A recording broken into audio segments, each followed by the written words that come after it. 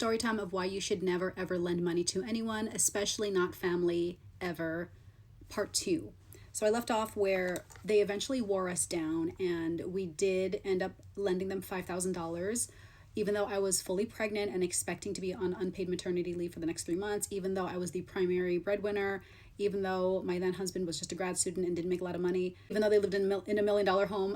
We still lent $5,000 from my emergency maternity leave savings to my ex-in-laws, with the expectation that they repay us in the at closing. According to them, they just needed it to get to closing, just to get to the table, and that they would then be able to refund us, once they get that check, whatever. Did we end up getting paid at closing? No, because what happened was, according to them, remember they were underwater $50,000. The money that they did get at closing, they said they needed to move, because even though the point of selling the home was to move to a lower cost of living area, they were building their home. It was a new construction home and it wasn't ready yet. So in the interim, they needed to rent a house, which, by the way, was much bigger than their needs, because even though they were empty nesters at the time, they were living with my ex-sister-in-law, who at the time was in a separation. And so she had her 3 kids living with them. So they were empty nesters, but not empty nesters. So they needed a house big enough to house the daughter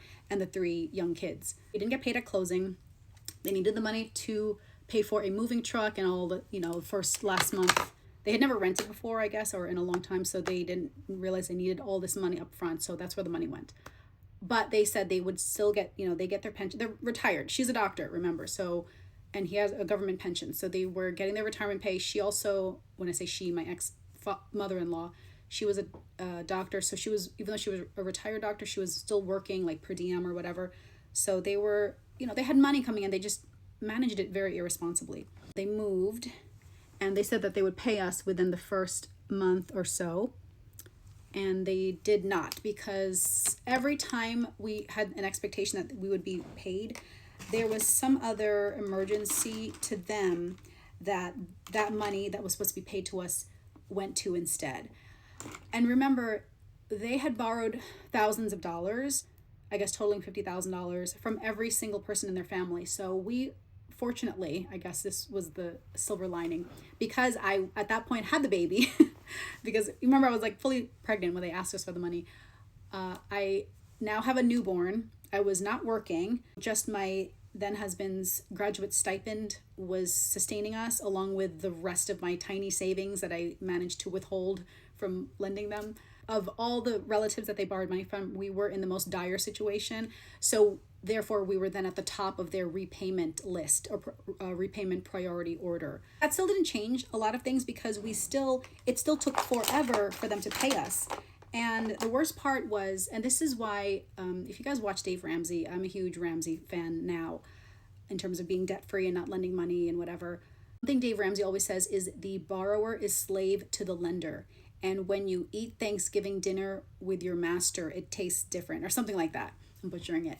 And that is precisely what happened, because while I was on this unpaid maternity leave, where we were trying to sustain this meager research grad student stipend, along with my little savings that I had left after lending them thousands of dollars, we weren't going out. I was eating ramen. I was nursing, whatever. I was doing all the things that we could to save money as a young married couple with a brand new baby, a new home. Even though my ex-in-laws owed us all this money, and they had no intention of paying it back with any sort of hastiness the way we would have preferred, or the way, not even preferred, but just the way that we initially agreed on, they were still continuing to go on these, in comparison, lavish vacations. We weren't going on vacation because we had no money, but they were still going on vacation. I mean, not overseas trips, but still going on very, expensive, extended weekend trips with their older daughter, the one that lived with them with her grandkids, and we weren't invited. So, they were, and even little things that add up, where they always advise you, if you're trying to save money, if you're in debt or whatever, you need to cut out little things Starbucks, or going to the movies, or doing other things. You need to figure out other ways to save. You can enjoy your time without spending money. There was no sense of trying to save money on their part. They were always going out to eat. We didn't go out to eat. We were eating ramen, and I was cooking and, packing lunches and saving leftovers. they were always going out to eat and going to the movies and taking their other grandkids out everywhere, and taking their older daughter and her kids to, amusement parks and whatever. And we were watching this, and I was like seething, I remember, because, we were this young broke couple, and my savings, because I was the one working and I had saved all this money, they borrow it, and then they have no care in the world about, paying it back. So I'm kind of rambling at this point, but just kept getting extended and extended. Finally came to a head. It was all like August, September. By October, they still hadn't paid us. And I remember we still, I was a newly married, young, like I was in my 20s, trying to figure out this married life and getting along with your in-laws at such a strange time when they're borrowing money and also not repaying you. We were still occasionally meeting with them, because also this is our first kid.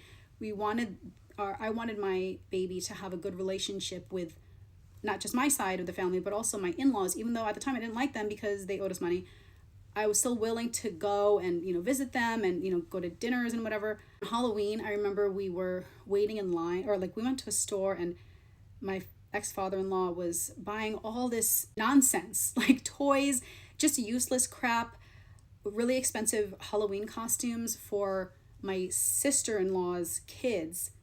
And we're standing there with this brand new baby, and I'm struggling to pay for like the bottles that we needed for him, waiting still to be paid back, and he's over here buying all this like nonsense for the other kids. So I don't know, it's little things like that, but oh my gosh, it just continued to go downhill from there, and it didn't get better. And on top of that, there were other issues with other in-laws. So ultimately, about a year and a half later, we ended up separating officially, and we got divorced. And also at the time, my brother-in-law, he was just getting married, and they also borrowed money from her, and they ended up getting divorced.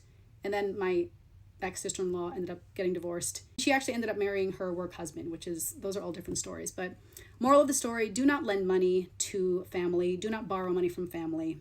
And just work hard and save your money, okay? That's what I teach my kids, and I know that I will never be in the same position that my ex-in-laws were. I will never borrow money from my kids, and hopefully my kids will have a lot more sense.